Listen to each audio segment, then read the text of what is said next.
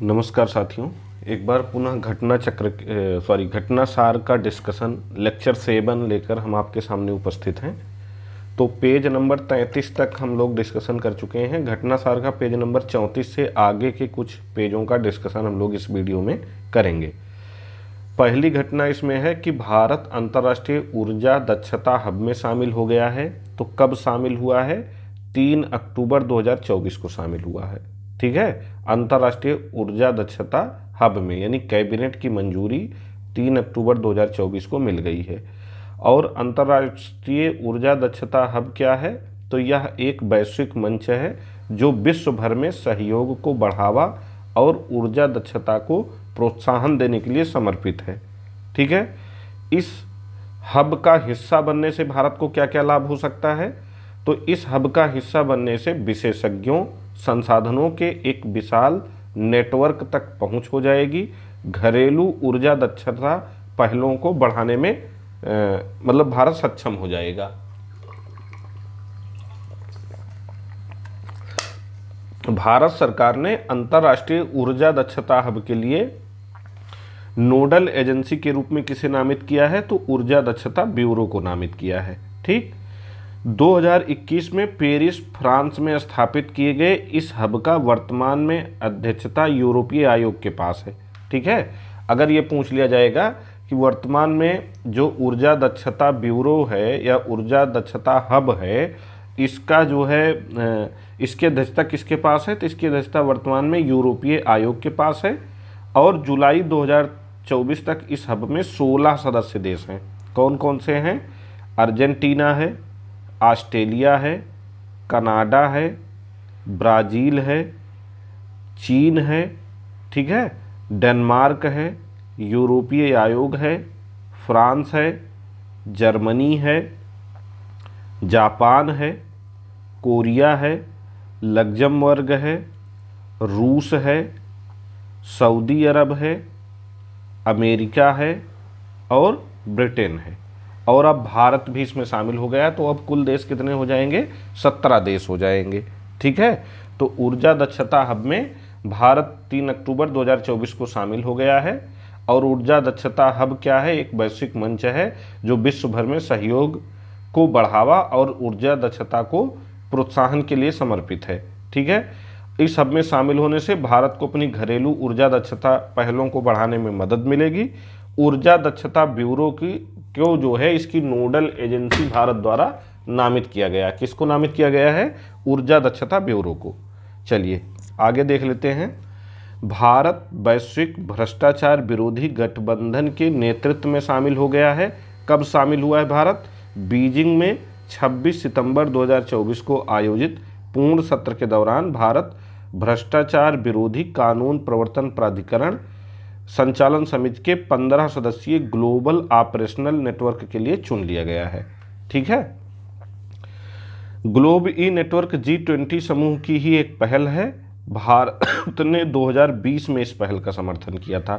तो भारत ने इस पहल का समर्थन कब किया था? 2020 में। ग्लोबल नेटवर्क में वर्तमान में कितने देश हैं अगर पूछा जाएगा तो इसमें 121 देश हैं। गृह मंत्रालय भारत से ग्लोब नेटवर्क के लिए केंद्रीय प्राधिकरण है। ठीक है, यानी भारत के लिए ग्लोब नेटवर्क का केंद्रीय प्राधिकरण क्या है? भारत सरकार का गृह मंत्रालय है। ठीक, तो भारत वैश्विक भ्रष्टाचार विरोधी गठबंधन में शामिल हो गया है। इसको ध्यान रखिएगा। 15 सदस्यीय ये नेटवर्क है। ठीक है, और ग्लोब ई नेटवर्क जो है G20 समूह की एक पहल है। भारत ने 2020 में ही इस पहल का समर्थन कर दिया था। इसमें 121 कुल देश हैं। ठीक, चलिए, भारत ने समुद्री जैव विविधता की रक्षा हेतु BBN समझौते पर हस्ताक्षर किया है। तो देखिए, भारत आधिकारिक रूप से राष्ट्रीय क्षेत्राधिकार से परे अंतर्राष्ट्रीय जैव विविधता यानी BBNJ समझौते पर 26 सितंबर 2024 को न्यूयॉर्क में हस्ताक्षर किया है। भारत की ओर से अगर इस पर हस्ताक्षर किसने किया BBN समझौते पर, ये पूछा जाएगा तो हमारे विदेश मंत्री जयशंकर ने किया है। ठीक है, और हाल ही में केंद्रीय मंत्रिमंडल ने इस समझौते को मंजूरी प्रदान की थी। ठीक, आगे देखते हैं। यह समुद्र के कानून पर संयुक्त राष्ट्र समुद्री कानून संधि UNCLOS के तहत एक अंतर्राष्ट्रीय संधि है। इसका उद्देश्य है अंतर्राष्ट्रीय सहयोग के माध्यम से खुले समुद्र में समुद्री जैव विविधता की रक्षा करना। ठीक है, इसे उच्च समुद्र संधि या हाई सी ट्रीटी के रूप में जाना जाता है। चलिए आगे देख लेते हैं। BBN समझौता यह सुनिश्चित करता है कि कोई भी देश उच्च समुद्र में समुद्री संसाधनों पर संप्रभु अधिकारों का दावा नहीं कर सकता है। ठीक है, उच्च समुद्र में समुद्री संसाधनों पर कोई भी देश दावा नहीं कर सकता है। यह क्षेत्र नेविगेशन, ओवरफ्लाइट, पनडुब्बी केबल तथा पाइपलाइन बिछाने जैसी गतिविधियों के लिए सभी के लिए खुला है। ठीक, पृथ्वी विज्ञान मंत्रालय भारत में BBNJ समझौते के कार्यान्वयन की देखरेख करेगा। यानी भारत की ओर से नोडल एजेंसी पृथ्वी विज्ञान मंत्रालय है BBN समझौते के लिए। और ऊर्जा दक्षता हब के लिए नोडल एजेंसी भारत की ओर से कौन है? तो ऊर्जा दक्षता हब के लिए भारत की ओर से नोडल एजेंसी गृह मंत्रालय, सॉरी, ऊर्जा दक्षता हब में नोडल एजेंसी की बात नहीं की गई है। भ्रष्टाचार विरोधी जो गठबंधन है इसमें भारत की ओर से नोडल एजेंसी गृह मंत्रालय है। ठीक है, इसमें गृह मंत्रालय है और BBN समझौते में जो है पृथ्वी विज्ञान मंत्रालय है। ये हमको ध्यान रखना है। दो अन्य समझौते 1994 का भाग 11 कार्यान्वयन समझौते, अंतर्राष्ट्रीय समुद्री क्षेत्र में खनन को विनियमित करना, और 195 संयुक्त राष्ट्र मछली स्टॉक समझौता, मछली स्टॉक का संरक्षण और प्रबंधन। BBN समझौता 60 देशों के अनुमोदन के बाद 120 दिन बाद कानूनी रूप से बाध्यकारी हो जाएगा। ठीक है, 60 देशों के अनुमोदन के बाद 120 दिन बाद बाध्यकारी हो जाएगा। सितंबर 24 तक लगभग 100 देशों ने इस संधि पर हस्ताक्षर कर दिए हैं। ठीक है, कितने देशों ने सितंबर 24 तक इस पर हस्ताक्षर किया है? तो 100 देशों ने हस्ताक्षर किया है, जिसमें हमारा भारत भी शामिल है BBN समझौते पर। ठीक, यह समझौता 2030 तक दुनिया के 30% समुद्र और ज़मीन को संरक्षित करने के लक्ष्य का समर्थन करता है। वेरी इंपॉर्टेंट है ये, याद रखिएगा 30%। ठीक है, 2030 तक 30% समुद्र और ज़मीन को संरक्षित करने के लक्ष्य का समर्थन BBN समझौता करता है। इस समझौते को 19 जून 2023 को न्यूयॉर्क में 5वें अंतर सरकारी सम्मेलन में सर्वसम्मति से अपनाया गया था। ठीक है, न्यूयॉर्क में आयोजित 5वें अंतर सरकारी सम्मेलन में सर्वसम्मति से BBN समझौते को अपनाया गया था। ऊंचे समुद्र हर हाल में मनुष्यों द्वारा उत्पादित CO2 का लगभग 30% अवशोषित करते हैं, लेकिन उच्च समुद्र का केवल 1.5% ही वर्तमान रूप से पूरी तरह संरक्षित है। ठीक है, तो ये ध्यान देने वाली बात है कि ऊंचे समुद्र लगभग 30% जो है CO2 का उत्सर्जन तो करते हैं, लेकिन इनको संरक्षण केवल 1.5% को ही अभी तक प्रदान किया गया है। ठीक, तो भारत ने BBN समझौते पर हस्ताक्षर कब किए हैं? 26 सितंबर 2014 को, सॉरी 24 को। भारत की ओर से अध्यक्षता किसने किया, हस्ताक्षर किसने किया? तो S जयशंकर ने किया है। कहाँ किया है? न्यूयॉर्क में किया है। ठीक है, और यह इसे जो है उच्च समुद्री संधि भी कहा जाता है। और इसका मुख्य काम क्या है? इसका मुख्य काम है कि उच्च समुद्र में समुद्री संसाधनों पर संप्रभु अधिकारों का दावा कोई देश ना कर पाए। ठीक है, इसका मुख्य काम है।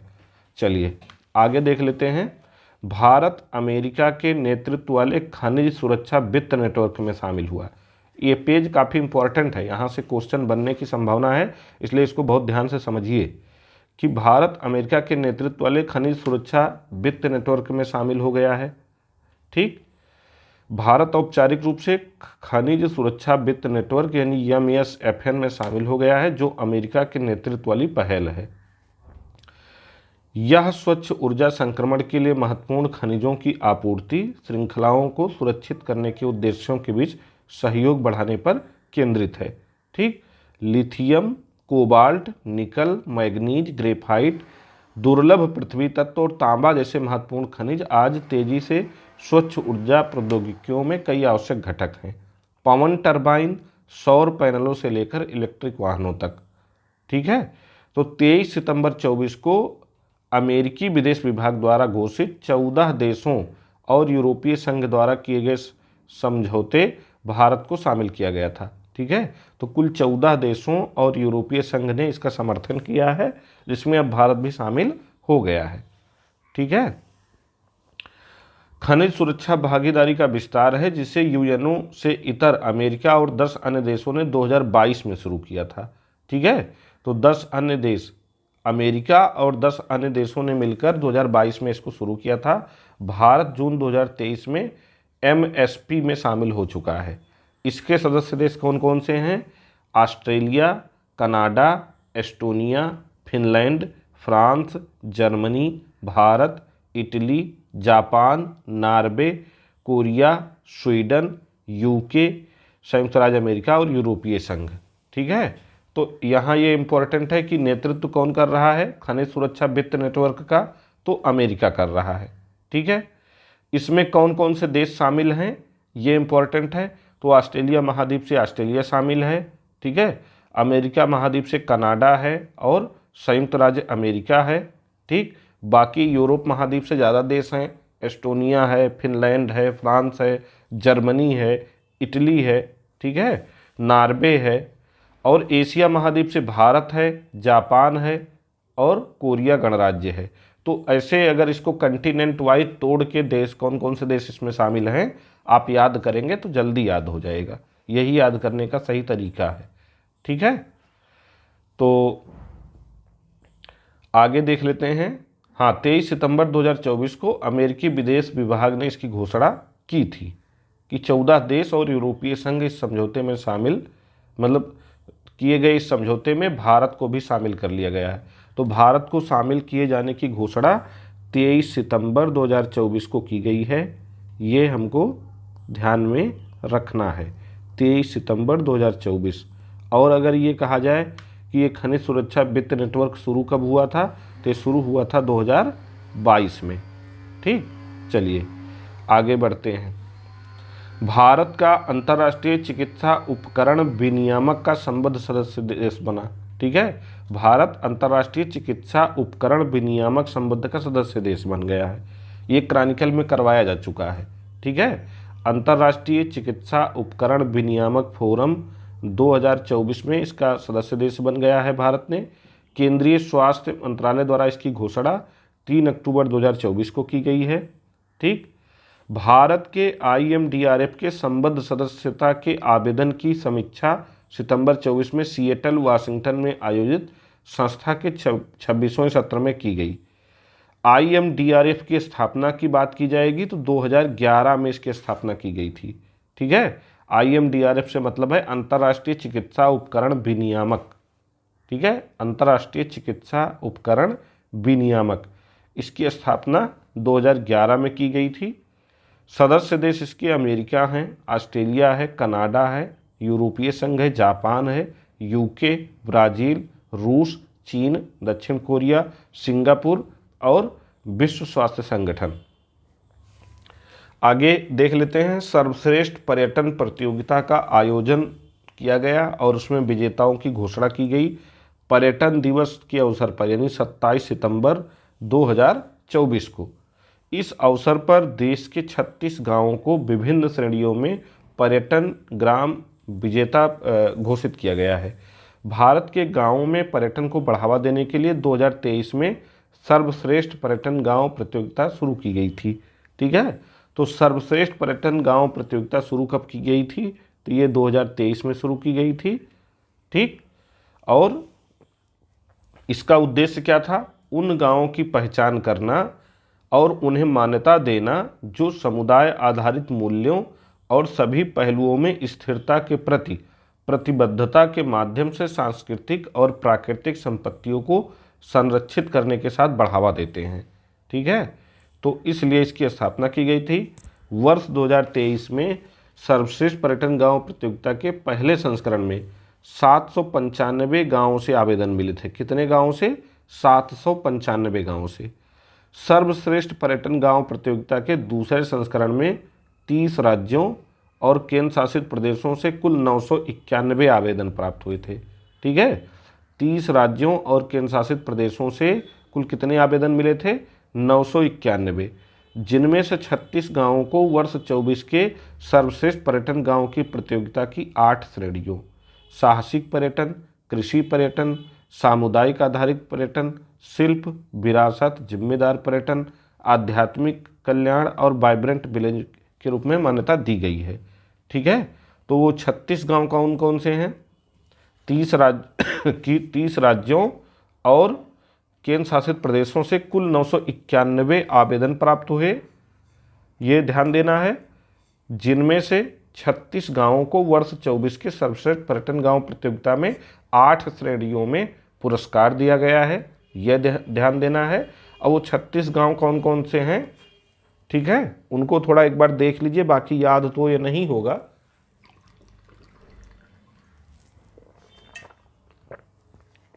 लेकिन एक बार देख लेना श्रेयस्कर है।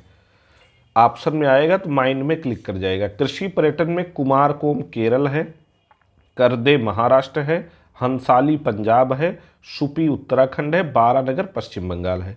समुदाय आधारित पर्यटन में चित्रकूट छत्तीसगढ़ है, मिनिकॉय द्वीप लक्षद्वीप का है, सियाल सुक मिजोरम है, देवमाली राजस्थान है, अल्पना ग्राम त्रिपुरा है। साहसिक पर्यटन में धुधमारस छत्तीसगढ़ है, अरू जम्मू कश्मीर है, कुतलुर कर्नाटक है और जखोल उत्तराखंड है। आध्यात्मिक और कल्याणकारी श्रेणी में अहोबिलम आंध्र प्रदेश है, बंदोरा गोवा है, रिकी पीठ झारखंड है, मेल किलिंगम पट्टी तमिलनाडु है, सामा सिलसा तेलंगाना है। वाइब्रेंट विलेज श्रेणी में हरसिल उत्तराखंड है और गुंजी गुजरात है। शिल्प क्राफ्ट श्रेणी में सुअलकुची असम है, प्राणपुरा मध्य प्रदेश है, उमदेन मेघालय है, मनिया बांध उड़ीसा है और निर्मल तेलंगाना है। विरासत श्रेणी में हाफेश्वर गुजरात है, एंड्रो मणिपुर है, माओ फलांग मेघालय है, किलाडी तमिलनाडु है, पुरा महादेव उत्तर प्रदेश है। जिम्मेदार पर्यटन में दुधानी दादरा और नगर हवेली है, दमन और दीव है, कडालुंडी केरल है, तार विलेज लद्दाख है, सबरवानी मध्य प्रदेश है, लाडपुरा खास मध्य प्रदेश है। ठीक है, आगे देखते हैं। पर्यटन मित्र और पर्यटन दीदी पहल शुरू की गई है, ये भी जो है 27 सितंबर 2024 को शुरू की गई है, तो ये इम्पोर्टेंट है। पर्यटन मित्र और पर्यटन दीदी से पहल, ठीक है, राष्ट्रीय पहल है एक, ये याद रखिए। क्या है? सामाजिक समावेशन, रोजगार और आर्थिक प्रगति के लिए पर्यटन को एक वाहन के रूप में सक्षम बनाने के प्रधानमंत्री के दृष्टिकोण के आधार पर पर्यटन मंत्रालय ने भारत के 6 पर्यटन स्थलों ओरछा मध्य प्रदेश, गांडीकोटा आंध्र प्रदेश, बोधगया बिहार, आइजोल मिजोरम, जोधपुर राजस्थान और श्री विजयपुरम अंडमान और निकोबार द्वीप समूह में पर्यटन मित्र और पर्यटन दीदी पहल की शुरुआत की है। ठीक है, इसके माध्यम से पर्यटन मंत्रालय का लक्ष्य क्या है? गंतव्यों में पर्यटकों के समग्र अनुभव को बेहतर बनाना, ताकि पर्यटक अनुकूल लोगों से मिलवाया जा सके और गंतव्य के लिए गर्वित राजदूत और मतलब उन लोगों को मिलाया जा सके जो गंतव्य के लिए गर्वित राजदूत और कहानीकार हैं। ठीक है, और पर्यटन मित्र और पर्यटन दीदी के माध्यम से महिलाओं और युवाओं के प्रशिक्षण पर विशेष जोर दिया जा रहा है, ताकि वे नए पर्यटन उत्पाद और अनुभव विकसित कर सकें, जैसे कि heritage walk, food tour, craft tour, nature track, home stay अनुभव, गंतव्य की क्षमता के आधार पर अन्य अभिनव पर्यटन उत्पाद आदि। चलिए आगे देख लेते हैं।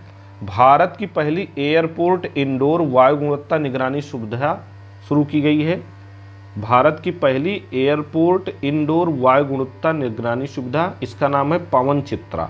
ठीक है, भारत की पहली एयरपोर्ट इंडोर वायु गुणवत्ता निगरानी सुविधा का नाम पवन चित्रा है। अक्टूबर 2024 में केंद्रीय मंत्री डॉक्टर जितेंद्र सिंह ने तिरुवनंतपुरम अंतर्राष्ट्रीय हवाई अड्डे केरल पर भारत की पहली एयरपोर्ट इंडोर वायु गुणवत्ता निगरानी सुविधा पवन चित्रा का उद्घाटन किया है। तो ये बहुत इंपॉर्टेंट है, ये केरल के तिरुवनंतपुरम अंतर्राष्ट्रीय हवाई अड्डे पर शुरू किया गया है, इसलिए भी ये काफ़ी इंपॉर्टेंट बन जाता है। हवाई अड्डे का नाम पूछा जा सकता है कि किस हवाई अड्डे से पवन चित्रा पहल की शुरुआत की गई है। ठीक है, तो पहली एयरपोर्ट इंडोर वायु गुणवत्ता निगरानी सुविधा पहल है, पवन चित्रा इसका नाम है। तिरुवनंतपुरम अंतर्राष्ट्रीय हवाई अड्डे से ये शुरू की गई है। ठीक है, इसका विकास CSIR NIIST द्वारा किया गया है। इस सुविधा के माध्यम से एयरपोर्ट पर काम करने वाले लोगों को वायु प्रदूषण से होने वाली समस्याओं से बचाया जा सकता है। भारत का पहला ऑक्सीजन बर्ड पार्क स्थापित किया गया, ये भी काफ़ी इंपॉर्टेंट क्वेश्चन है। ठीक है, नितिन गडकरी ने जो है स्थापना की घोषणा की है 28 सितंबर 2024 को महाराष्ट्र के नागपुर में नागपुर हैदराबाद राष्ट्रीय राजमार्ग 44 पर। ठीक है, NH44 पर इसकी स्थापना की गई है। कहाँ पे की गई है? महाराष्ट्र में की गई है, नागपुर हैदराबाद राष्ट्रीय राजमार्ग 44 पर। देश के पहले oxygen bird park Amrit Mahotsav park का उद्घाटन किया गया है। ठीक है, तो ये देश का पहला ऑक्सीजन बर्ड पार्क है, इसलिए भी बहुत महत्वपूर्ण है। हरियाली और जैव विविधता का नखलिस्तान भी इसे कहा जाता है, ये भी काफ़ी इंपॉर्टेंट है कि इसको हरियाली और जैव विविधता का नखलिस्तान बोलते हैं। जामथा के पास स्थित 8.23 हेक्टेयर में फैले सामाजिक वानिकी हेतु 2.5 हेक्टेयर इस पार्क में 8,000 से ज़्यादा विभिन्न प्रकार के पौधे हैं। इसे national highway authority of India NHAI ने 14.32 करोड़ रुपए की लागत से विकसित किया है। ठीक है, तो NHAI ने विकसित किया है, 14.32 करोड़ की लागत से विकसित किया है। 8.23 हेक्टेयर में फैला है, जिसमें सामाजिक वानिकी के लिए इसका विस्तार 2.5 हेक्टेयर में है। 8,000 से ज़्यादा पौधे हैं। NH44 पर नागपुर हैदराबाद राष्ट्रीय राजमार्ग पर इसको विकसित किया गया है 28 सितंबर 2024 को ऑक्सीजन बर्ड पार्क को, और केंद्रीय मंत्री नितिन गडकरी ने जो है इसका उद्घाटन किया है। ये इतना इम्पोर्टेंट है इसमें। इस पार्क को न केवल पक्षियों के लिए एक अभ्यारण्य के रूप में, बल्कि नागपुर आने वाले यात्रियों के लिए एक इको टूरिस्ट डेस्टिनेशन के रूप में भी डिजाइन किया गया है। नागपुर को भारत की बाघ राजधानी भी कहते हैं। ठीक है, नागपुर को भारत की बाघ राजधानी भी बोला जाता है। ठीक, इस पार्क में क्या क्या है ये आप देख लीजिएगा। पार्क में 3.1 हेक्टेयर का मियावाकी वन है। मियावाकी एक वनीकरण विधि है जो तेजी से बढ़ रही है, इसमें घनी वनस्पति होती है। ये एक इम्पॉर्टेंट खबर है कि UAE यानी संयुक्त अरब अमीरात के प्रिंस शेख बिन खालिद मोहम्मद बिन जायद अल नाहयान, इनका पूरा नाम याद कर लीजिएगा, शेख खालिद बिन मोहम्मद बिन जायद अल नाहयान, ये भारत की यात्रा पर थे। कब थे? 9-10 सितंबर 2024 को इन्होंने भारत की यात्रा की। ये क्या हैं? अबू धाबी के युवराज हैं ये। ठीक है, इस दौरान परमाणु ऊर्जा सहित 5 समझौतों पर भारत और UAE के बीच में जो है क्या हुआ है? हस्ताक्षर हुआ है। ये 9 सितंबर को नई दिल्ली आए थे और 10 सितंबर को प्रिंस एक बिजनेस फोरम में भाग लेने के लिए मुंबई पहुंचे थे, जहां दोनों देशों के कारोबारी नेताओं ने इसमें हिस्सा लिया। अगस्त 15 में मोदी की UAE यात्रा के बाद दोनों देशों के बीच द्विपक्षीय संबंधों में एक व्यापक रणनीतिक साझेदारी तक बढ़ाया गया था। 2022-23 में प्रत्यक्ष विदेशी निवेश के मामले में भी UAE भारत में शीर्ष 4 निवेशकों में शामिल है। दोनों देशों के बीच 22-23 में 85 अरब डॉलर का द्विपक्षीय व्यापार हुआ है। कितने? 85 अरब डॉलर का। अब देख लेते हैं दोनों देशों के बीच कौन कौन से महत्वपूर्ण समझौते हुए हैं। तो भारत और UAE के बीच जो है बराकाह परमाणु ऊर्जा संयंत्र के संचालन व रखरखाव के लिए एमिरेट्स न्यूक्लियर एनर्जी कंपनी और nuclear power corporation of India के बीच समझौता हुआ है। ठीक है, बराकाह परमाणु ऊर्जा संयंत्र के संचालन के लिए और रखरखाव के लिए एमिरेट्स न्यूक्लियर एनर्जी कंपनी जो संयुक्त अरब अमीरात की है और nuclear power corporation of India जो भारत का है, दोनों के बीच समझौता हुआ है। इसके अलावा क्या हुआ है? अबू धाबी में नेशनल ऑयल कंपनी और इंडियन ऑयल कॉरपोरेशन लिमिटेड के बीच LNG की दीर्घकालिक आपूर्ति को लेकर समझौता हुआ है। ठीक है, ADNOC और India strategic petroleum reserve limited के बीच भी एक समझौता हुआ है। गुजरात सरकार और Abu Dhabi development holding company PJSC के बीच भारत में फूड पार्क के विकास को लेकर समझौता हुआ है। ठीक, ऊर्जा भारत और ADNOC के बीच अबू धाबी आनशोर ब्लॉक 1 के उत्पादन रियायत को लेकर भी एक समझौता हुआ है। ठीक है, तो ये मुख्य मुख्य समझौते हैं, इनको थोड़ा देख लीजिए। ये कितने तारीख को आए थे, इनका पूरा नाम क्या है, ये काफ़ी इम्पोर्टेंट है। ठीक है, चलिए। सुखोई 30 MKI इंजन के लिए 26,000 करोड़ रुपए का समझौता हुआ है। तो ये राशि याद कर लीजिए, 26,000 करोड़ रुपए। ठीक। रक्षा मंत्रालय ने 9 सितंबर 24 को सार्वजनिक क्षेत्र की aerospace company Hindustan aeronautics limited यानी HAL के सुखोई 30 MKI विमान के लिए 240 एरो इंजन की खरीद के लिए 26,000 करोड़ रुपए का समझौता किया है। कितने का? 26,000 करोड़ रुपए।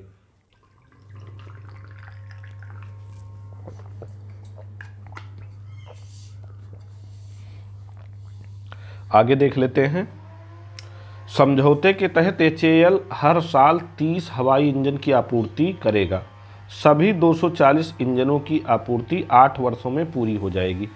यानी कि 240 इंजनों की आपूर्ति की जानी है, 8 वर्षों में की जानी है। ठीक। प्रत्येक वर्ष 30 हवाई इंजन की आपूर्ति HAL करेगा। ठीक है। कौन से विमानों के लिए? सुखोई 30, 26,000 करोड़ रुपए इसकी राशि है। और कौन से विमान हैं जिनके लिए समझौता हुआ है?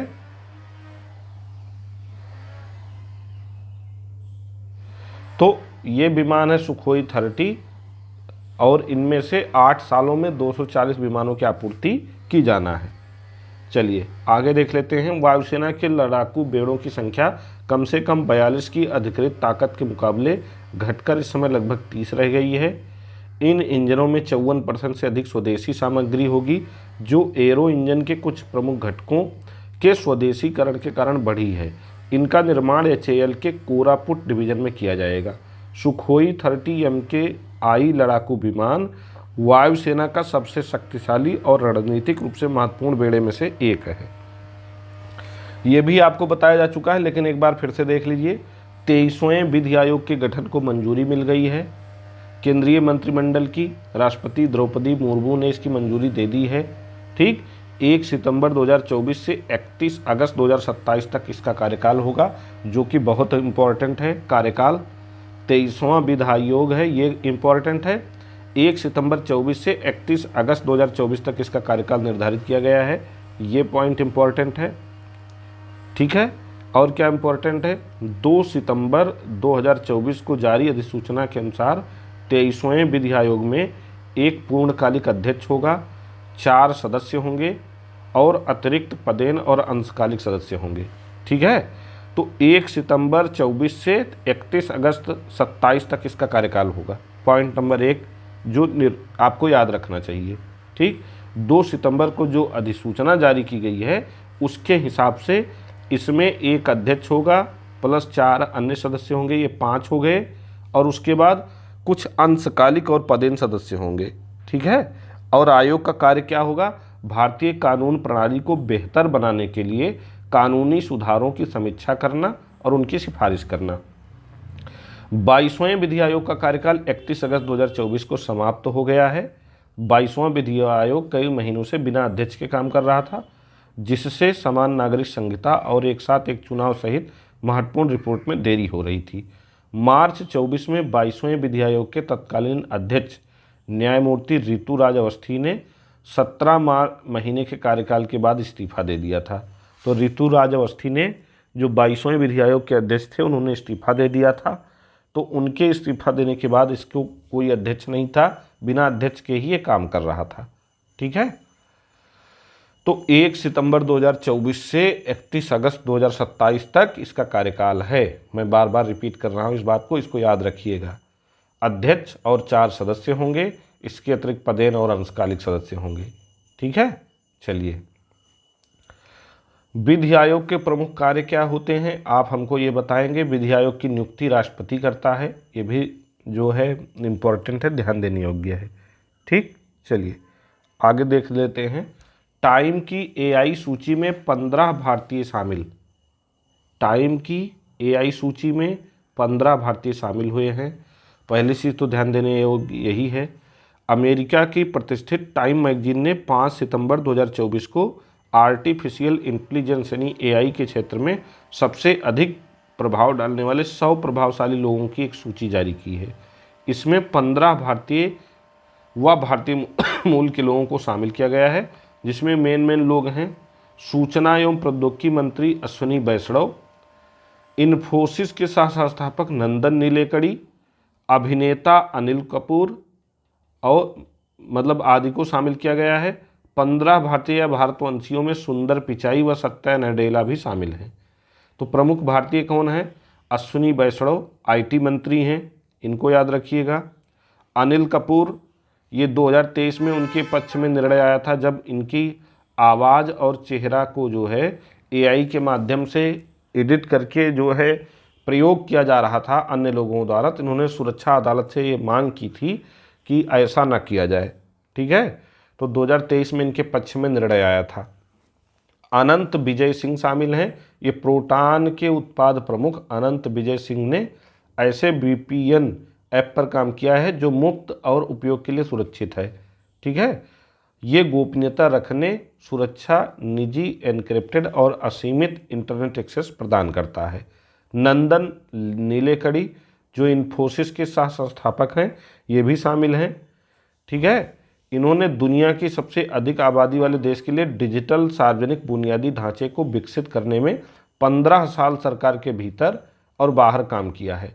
नीलेकणी ने दुनिया के सबसे बड़े बायोमेट्रिक पहचान कार्यक्रम आधार का नेतृत्व किया। वेरी इंपॉर्टेंट फैक्ट है, नंदन नीलेकणी ने जो है आधार का भी नेतृत्व किया है, तो इसलिए भी ये करंट काफ़ी इंपॉर्टेंट हो जाता है। इसके अलावा अमेजन का स्मार्ट स्पीकर इको आपकी आवाज़ काम करता है, रोहित प्रसाद शामिल किए गए हैं। अमेजन के आर्टिफिशियल जनरल इंटेलिजेंस के वरिष्ठ उपाध्यक्ष एवं प्रमुख वैज्ञानिक हैं। ठीक है, शिव राव शामिल किए गए हैं, ये एम्ब्रिज के संस्थापक और हेल्थ केयर प्रणाली को आसान इन्होंने बनाया है। टाइम की सूची में 40 CEO संस्थापक और सह संस्थापक शामिल हैं, जिनमें मेटा के मार्क जकरबर्ग, गूगल के सुंदर पिचाई, माइक्रोसॉफ्ट के सत्या नडेला और परप्लेक्सिटी के अरविंद श्रीनिवास। ठीक, और रोहित प्रसाद मुख्य वैज्ञानिक, अमेजन AI नाउ इंस्टीट्यूट के सह कार्यकारी निदेशक अंबा काक, US office of science and technology policy के निदेशक आरती प्रभाकर और कलेक्टिव इंटेलिजेंस प्रोजेक्ट की सह संस्थापिका दिव्या सिद्धार्थ सूची की प्रमुख महिलाओं में शामिल हैं। तो ये कुछ नाम हैं जिनको ध्यान रखिएगा। ठीक है, चलिए आगे देख लेते हैं। भारत में प्रदूषण में 19.3% की गिरावट दर्ज की गई है। कितनी? 19.3% की। भारत में प्रदूषण में 19.3% की गिरावट दर्ज की गई है। यूनिवर्सिटी ऑफ शिकागो के एनर्जी पॉलिसी इंस्टीट्यूट की अगस्त 24 को जारी वायु गुणवत्ता जीवन सूचकांक 2024 के अनुसार भारत में 2021 की तुलना में 2022 में सूक्ष्म कण में 19.3% की उल्लेखनीय गिरावट दर्ज की गई है। ठीक है, तो ये ध्यान देने योग्य बात है कि प्रदूषण में 19.3% की गिरावट दर्ज की गई है, जो बांग्लादेश के बाद दुनिया में दूसरी सबसे बड़ी गिरावट है। ठीक है, इस गिरावट से प्रत्येक नागरिक की जीवन प्रत्याशा में औसतन 1 वर्ष की वृद्धि हुई है। कितनी की वृद्धि हुई है? 1 वर्ष की। ठीक, और गिरावट कितनी दर्ज की गई है? 19.3% की।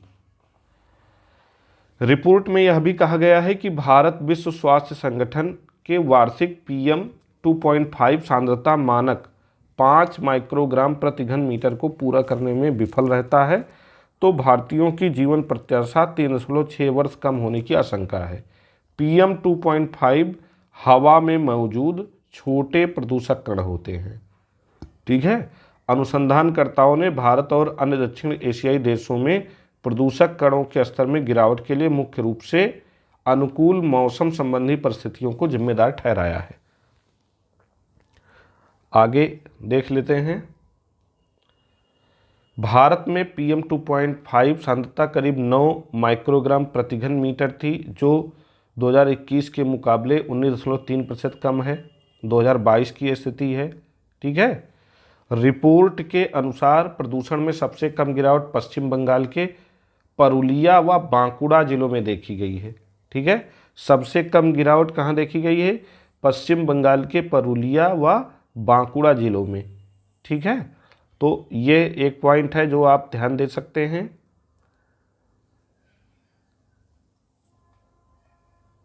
चलिए आगे हम लोग देख लेते हैं। आगे का घटनाक्रम क्या है,